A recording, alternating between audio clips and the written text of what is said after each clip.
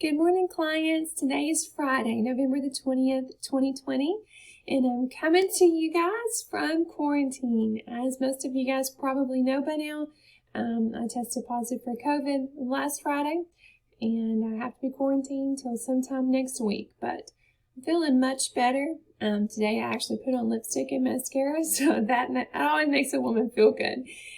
So what I want to talk to you guys about today is the PPP loan forgiveness. It's been a while since I've done an update. So my last update was just chill, we're not going to file for a while. Well, not long after I sent that out, that completely changed. So we got additional guidance from the SBA, and we got a very streamlined it's 3508S application for anything under $50,000. You don't have to go through a lot of calculations. It's pretty simple now if it's under $50,000. So we have started getting these applications completed for you guys.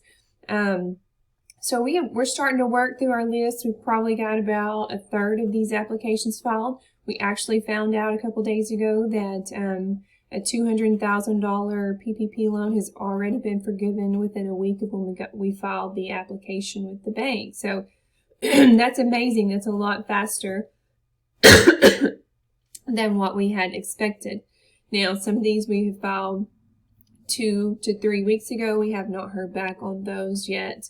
So we don't know if those have been forgiven yet or not.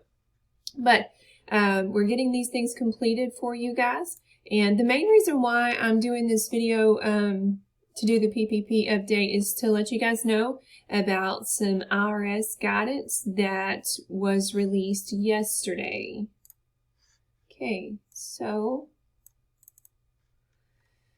this is IRS publication, I believe it's 2020-27. It was released yesterday. And so this basically, a lot of jargon here to tell us that regardless of whether you apply for a PPP loan forgiveness in 2020 or not, if you reasonably expect that your PPP loan will be forgiven, then you can't deduct the payroll and other expenses that you use that PPP loan for.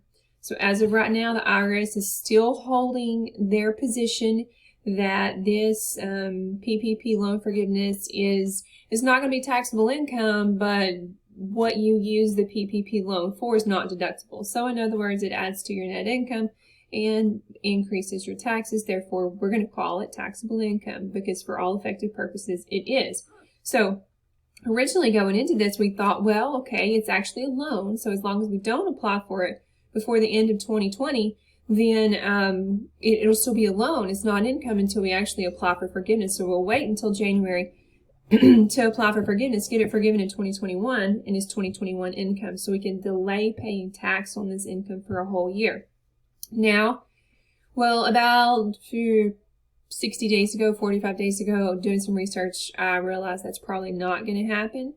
And then the IRS came out today or yesterday and confirmed that that is not going to happen. So you can't delay filing your application just strictly because you think you're going to be able to shift that income over into 2021. It's not going to work.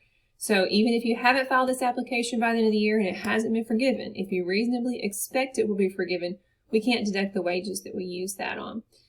Now, a lot of you guys, we have done some tax planning projections on. And what we're doing is different scenarios of your PPP loan forgiveness is taxable income and it is not taxable income. So the reason why we're quantifying how much tax you're going to have to pay on that dollar amount, 2 reasons. One, that's outside of our control. 2, there is still hope that Congress is going to get their act together and actually do something besides fight over the election. So we're hoping that they will come in and pass a law that says this is not actually taxable income to the business owners. So there is still hope for that. And so if we're setting a meeting with you guys, we put a dollar amount on it. It's ranging anywhere from $3,000 to $9,000, $10,000, sometimes $15,000 or more, depending on how much your PPP loan was and what your tax rates are. So we're letting you guys know that's a variable that's out of our control when we're doing our tax planning. So the IRS released this 2020-27 yesterday. They also released this 2020-51, I believe is the number on this. If I can get it to go up. Yeah, 51.